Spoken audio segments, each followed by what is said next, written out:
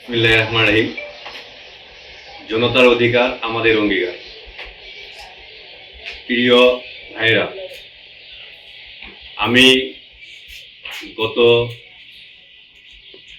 বৃহস্পতিবারে ধীরগঞ্জ বাজারে বিএনপির এক সমাবেশে গেছিলাম এই কারণে আমাদের বিপিনুরকে ট্রাক উপহার দিলেন তারেক রহমান, সেই দেখে আমি গেছিলাম। আমাদের দলের নিয়ম, দলের সিদ্ধান্তে আমি সবসময় অটল এবং আমাদের দলের সিদ্ধান্তের বাইরে আমি যাব না।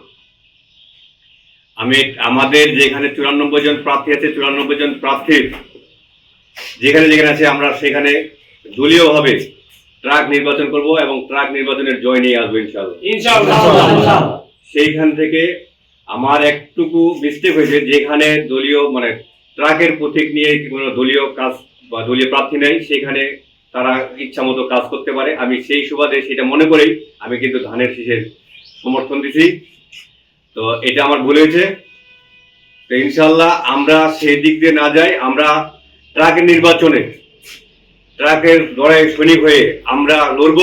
হরিপুর ঠাকুরগাঁ 2 আসনে, হরিপুর, ধর্মগড়, কাশীপুর এবং বালিয়াডাঙ্গি আমরা জয় নিয়ে আসবো ইনশাআল্লাহ।